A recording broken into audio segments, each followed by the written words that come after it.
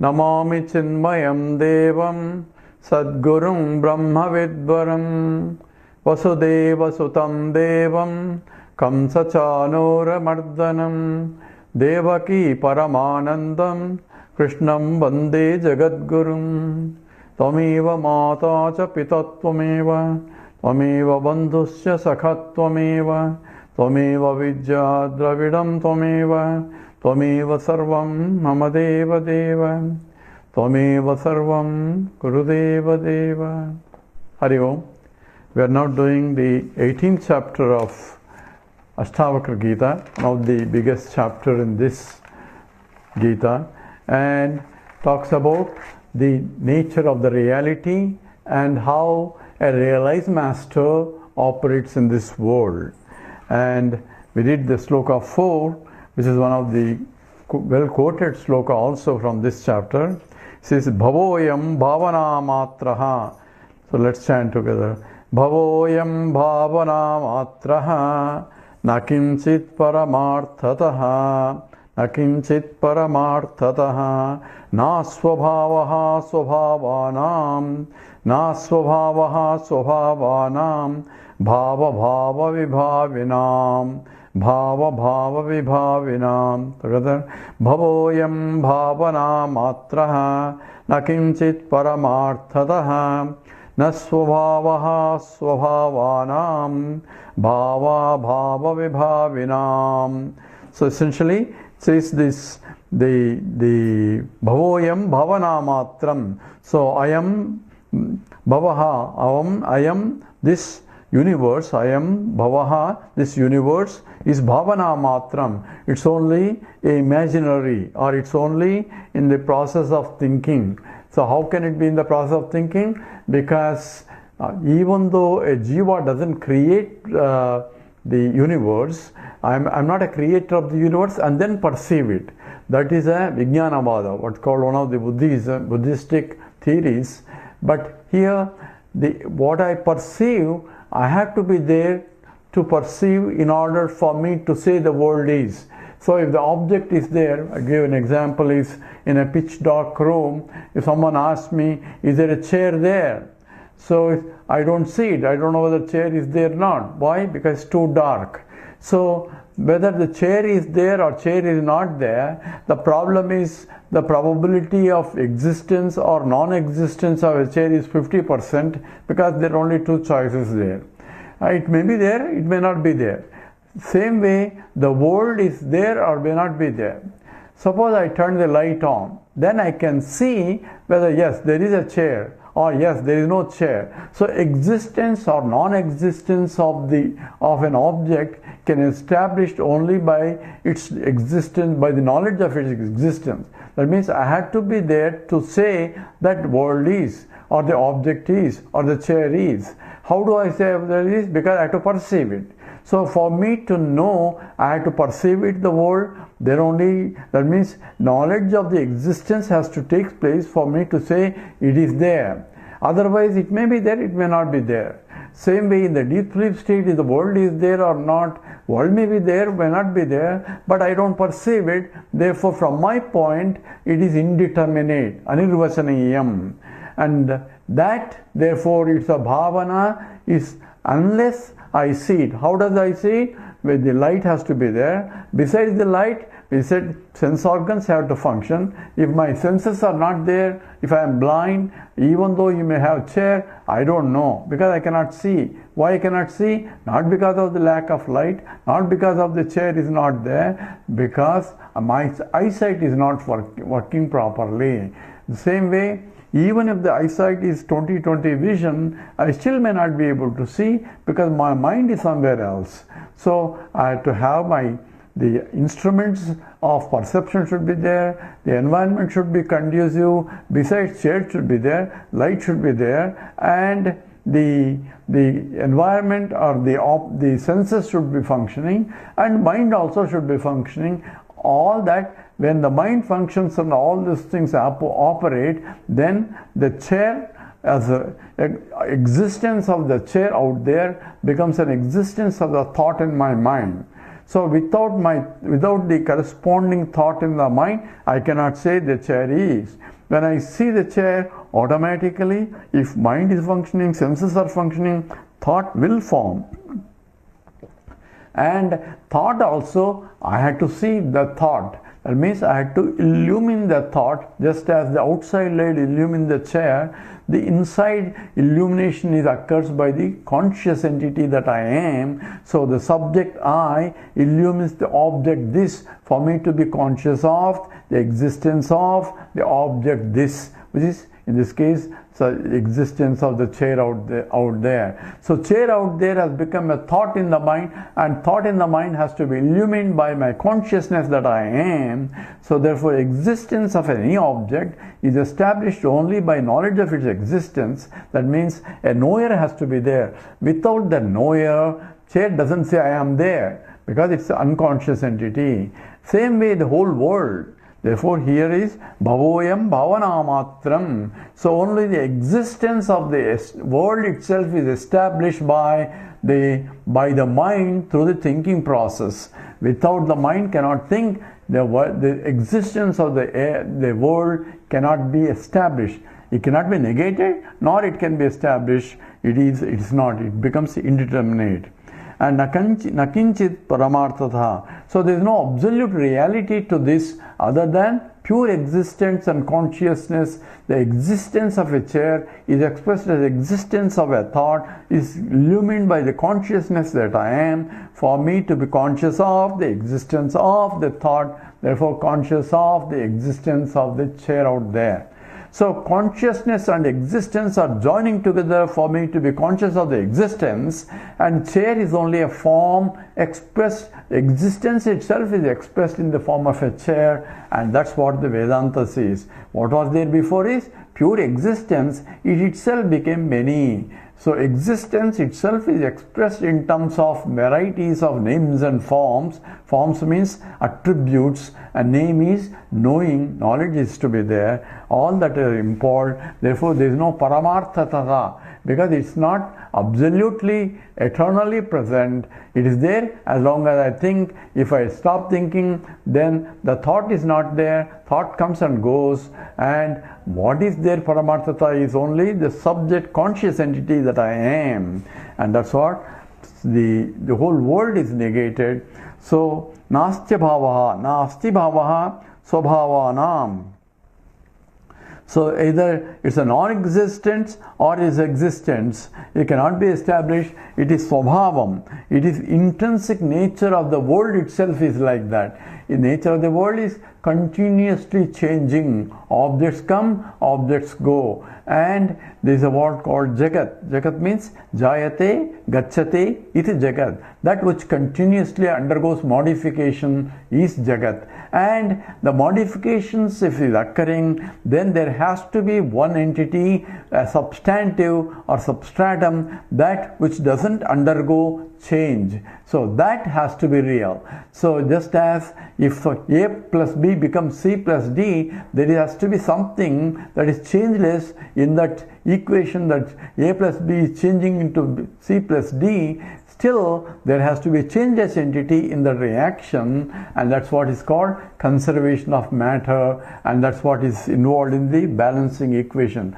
The amount of A plus B should be equal to amount of B, C plus D. So in the same way, what is conserved is not the names and forms, but what is concerned is the substantive which continuously appears to undergo modifications. It's not a real modification. It's therefore bhavana matram. It's only in the mind of the individual. If the individual doesn't see it, then the whole world disappears as in the deep sleep state.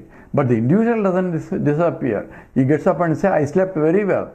Because what did you see? Nothing. I don't see. I don't know anything. So, but I was there to sleep very well. That means the experience of the deep sleep state is a knowledge is there. That means a mind is in a subtle form, but no subject-object duality there. So does it exist or does it not exist? How does the world appear? How does it disappear? All these things is the intrinsic nature of the world itself or an intrinsic nature of the creation itself. Therefore, bhava abhava vibhavinam. So essentially, the existent or non-existent universe or their intrinsic nature is svabhavam, and there is no real creation. It's only appearance in different forms. Why? Because it's natural.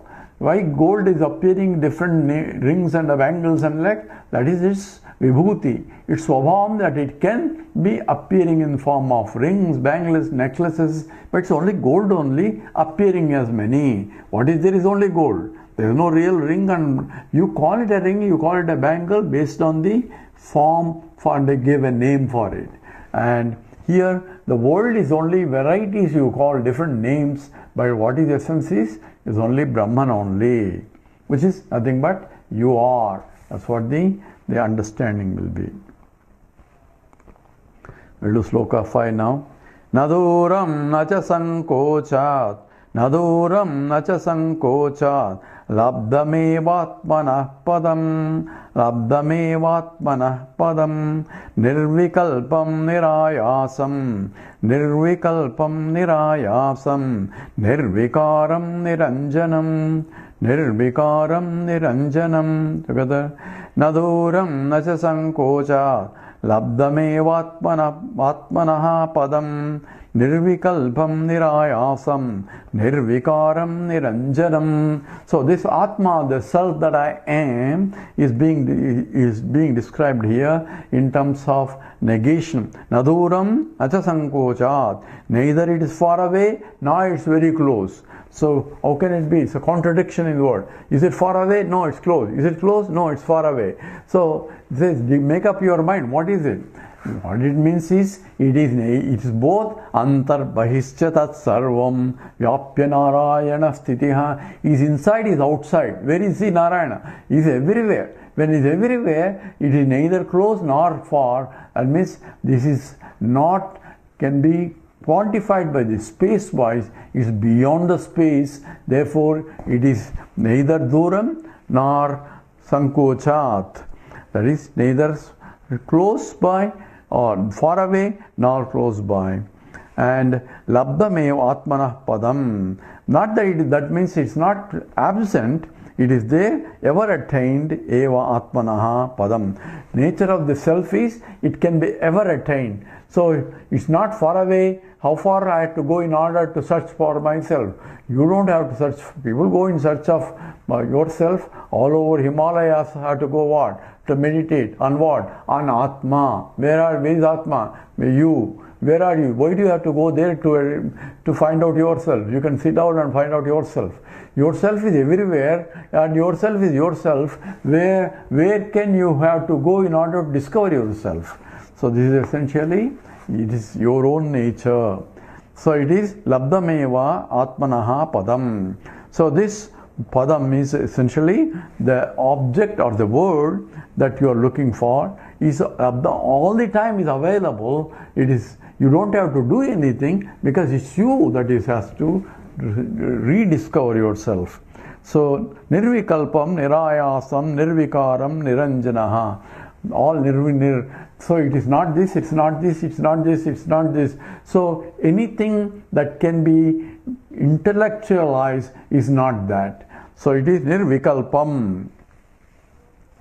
So he said no vikalpa, no modifications of at all. That means it's absolute. Nirayasam. Ayasam is effort. So nirayasam, it is available without you doing anything because it's you. So any doing is only done by you. So it is available without any karma. Na karmana na prajaya dhanena tyagena ike amritatvamanasahu. This is a sloka that we chant to receive in a Mahatma. So this is na karmana na prajaya, no effort is required. Na karmana na prajaya, it's not by everybody declaring he realized, that's not by that way. Na karmana na prajaya dhanena, you cannot give money to qualify that. Na prajaya dhanena tyagena ike amrutatvam. Only you have to give up. What do I have to give up? You have to give up all the wrong understanding about yourself. That's what essentially you have to give up. And that is because you are already there all the time. Nirayasam, nirvikaram. Nirvikaram means I had to, it is unmodifiable. That means it is immutable. Anything that modifies is previous things has gone and new things has come. That's called vikalpa. So that means previous gone, previous either in terms of object wise, quality wise, something changed. So any change involves going from one state to another state. That means previous state is gone, new state has come. This state is gone, another state. That means it is mutation. It keeps on changing. That's what the whole world is. But it says essentially nirvikaraha, that which is changeless in the changing entity. That's what we said. Even though world is changing, what is changing is only namam and rupam only, names and forms. What is changeless in the changing things is that which is eternal, that is very substantive, that is conserved in all changes. Just as gold becoming into varieties of ornaments. This is what scripture gives an example, that just as the yada saumya ekena lohamanina salvam lohamayam vijñāta vacharambanam vikaro namadeyam lohamicheva satyam. Just as, my dear, this is a father teaching the son, the Dharaka teaching the Svetaketu, says just as the gold appearing into many ornaments, just as the mud appearing into many pots, just as the iron appearing into many iron tools. Same way, it is only vacharambanam vikaraha. It is a transformation-less transformation. Gold changing into many, appearing as rings and a bangles and a necklace, and each has its own attributes, but essence of it is gold only. Gold has not undergone anything. Gold still remains as a gold, but this form of gold you call it a ring, other form of a gold is called necklace, and only forms and names are changing. Essence, the substantive knowledge doesn't change. That is what is called nirvikaram. Niranjanam. Niranjanam means that is, it is without any modifications, without any superimposed stainless. So you have to purify the mind. How can you? If the mind is dirty, you are not dirty. I had to purify myself. You are eternally pure because you are infinite. There cannot be any impurities in you. Why there cannot be any impurities? Because impurity is something other than yourself, and when you are already infinite, there cannot be any impurities because you are infinite as you are. Because if there is something other than you, then you cannot be infinite. So essentially, by saying that you are Brahman, you are essentially Niranjanam. So these words are used in the negation words because positively I cannot say this is this. It's only pointers in the direction so that I give up anything that is changing cannot be that. Anything that's modifying cannot be that. Anything that requires effort cannot be that. So it is only meant for negating that which is not Brahman so that I can arrive at what's Brahman. So wrong notions, tage naike, giving up wrong understanding is what essentially involved here. So in the Kathopanishad, it says Anoraniyam mahato mahiyan atmasya janto nihito guhayam. So it says Anoraniyam mahato mahiyam. It is smaller than the smallest, like Anu, and it's bigger than the biggest. It's same as Naduram nacha sankochat. It is neither far away nor. So it's a contradictory words are used. It's not a contradiction. It is to uplift the mind, something which cannot be describable, but the words are used to take the mind beyond our normal conceptualized thoughts, and that's what essentially these statements are. And the words that are used in a contradictory way to uplift the mind to see the absolute truth. That's why Naduram Nachasankochat. Same way, the Upanishad says, Anoraniyam Mahato Mahiyan. It is smaller than the smallest. Anu is smaller than the smallest. So if you don't need a big microscope, super microscope to see it, because it is Mahato Mahiyan. It is bigger than the biggest. So anything that you can think of, conceptualize big, is bigger than that. Ultimately, it is bigness itself. So Bruhat Dhatu, that means it is big, without qualifications. If I say a big mosquito, you have some idea of what big is, because you know what is normal mosquito, and the big mosquito is with reference to the normal mosquito. So when I say big mosquito, mosquito is also qualifies the bigness that is associated with it. If I say big mountain, now we have different scale. You don't use a big mosquito to same as big mosquito is same as big mountain. You have a normal mountain, and compared to that, you have a very big mountain. So bigness is also modified by the noun it qualifies. So big mountain is different from a big mosquito. The sizes are different. In the same way, any big associated with an adjective that qualifies a noun, the noun also qualifies how big that adjective is. But if it is bigger without unqualifiedly big, you cannot say anything comparatively, then in that case, they use the word big itself into a noun form, and that is what is called Brahman. That means it is infinite. And there is no infinite means how big is infinite? That which cannot be conceptualized, that is infinite. So infinite is not a word really, it is negation of any finiteness, is only how infinite is defined. In the same way, negation of nirvikalpam, so any vikalpa is negated, nirayasam, any ayasam is negated, nirvikaram, any vikara is negated, and niranjanam, any anjanam is negated. So process of eliminating, and in the process arriving at that which cannot be eliminated. That's essentially Brahman is. In the Mundaka Upanishad also, it says, Dhura sadure tadihantike cha pasyachaiva nihitam guhayam. It is almost nihitam guhayam. It is hidden in the cave of your heart. In the cave, what means? You cannot directly see it, and in the cave, everywhere it is a cave. That means once you are entering the cave, this side, that side, everywhere, same thing. It says it's in the cave of your heart. Cave means the essence of your heart, and that's what you have to look for. Durat sadure. It is further away, at the same time, it is very close by. So these are, the Upanishad uses a contradictory language in order to uplift the mind, take the mind beyond conceptualization. That's why it is the way it teaches. We'll do sloka 6 now.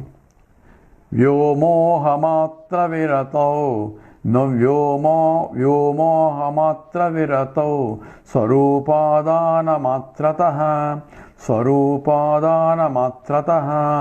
vitashoka virajante niravarana drushtayah together. Vyomohamatra viratau swarupadana matrataha vitashaka virajante niravarana drushtayah. So Vyomohamatra virate. So it as soon as the delusion is ceases, so we'll come back to the implied meaning here. So moham, Vyomoham matra virate. As soon as the delusion is gone, Swarupa adana matrataha, and this self is recognized. Once the delusion goes away, the self is recognized. When do the delusion goes away? When the self is recognized. So delusion is nothing but taking the illusion as real. That's called delusion. So taking the plurality that I see due to creation of the Maya becomes a moha when I take what I see is real, and in the process negate what is real which I cannot see. So here is a problem. So what I see is not real. What I don't see is real. And how do I know if I don't see? That's why I have to use intellect to cognitively analyze and uplift my mind to see that. So when the moha, delusion, taking this world is real. Why? What is the problem there? If I take this world is real, then I am real, the world is real. That's what essentially the Advaita philosophy is. So what's wrong with that? The problem is, now I want to become happy, I want this, I want this, I want this. So every object I go after, because that's a real object. If it is a not real object, then I won't go. If it is a real laddu only, I like to eat. If it is a false laddu, a plastic laddu, I won't like to eat. So I am going after considering that is a real, and therefore my happiness is out there. So, but if I understand that the whole world itself is not really real, there's no point for me to go after, because there's no happiness there. So it's an imagination only. So yomaha matra virato swarupadana matrataha. So by swarupana adana, as soon as the self is recognized, how do I recognize? When I see the essence of everything that is changing. So what is a moham? Moham is a delusion, but delusion is supported by something real also. If I can see the reality, then I can see that there is no reality to the plurality that I see. This is what I say in the magic show. Because I don't know the truth, I wonder about how beautifully, and enjoy, of course, also knowing intrinsically it's not really false, but since I don't know how he is projecting, I take it real. So he is cutting a lady into two parts and showing one part this side, one part that side, and then again matching it, and the lady comes out of that. So all that is, you wonder, because obviously he cannot cut into two pieces, that he will be arrested if you do that. So you know that it is not real, but at the same time you don't know what is the fundamental truth behind it, and therefore you still enjoy. But if you know the trick of it, then you say, oh, this is all, it's only a magic, it's only a shade of lights, or it's a deception because your attention is somewhere else. That's what he will bring it. So your attention is brought to something else, so that you don't see the truth behind it, and you get carried away with the superficial names and forms. But if I analyze it and undergo into the analysis of it, then it cannot stand the inquiry. So moha is due to delusion. Delusion comes from the illusion. That's because it's not a real, it appears to be real, but it's not really real. If I take it unreal as a real, that's what is called delusion. And Vita Soka Virajante, the truth is free from the sokam, this misery. Why misery comes? Because I'm considering this is real, that is real. The whole Bhagavad Gita starts only because of the shokam. Shokam, then the moham, and the moham, then the delusion. And the problem is shokam contributes to moham also. Why moham? Because of I am taking that Arjuna took that the body of the teachers are all real, therefore the death is real, therefore he is going to lose them, therefore he starts crying. The whole Vishada Yoga is only meant for the expression of the Shokam and Moham.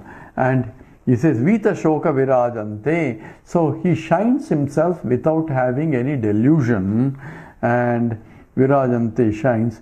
Niravarana Dushthayaha. So those who understand the avaranam, niravaranam, and the one,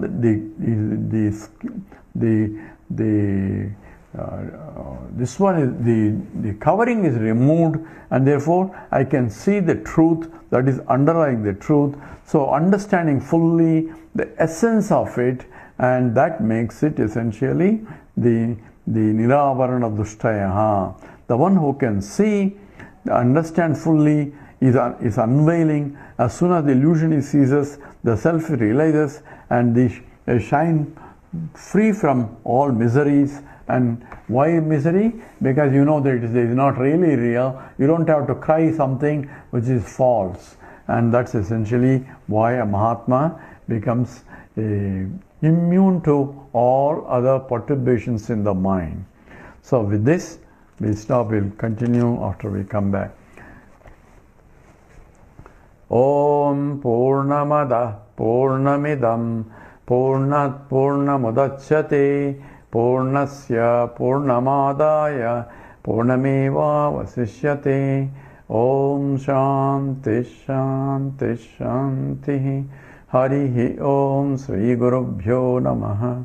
Harihi Om.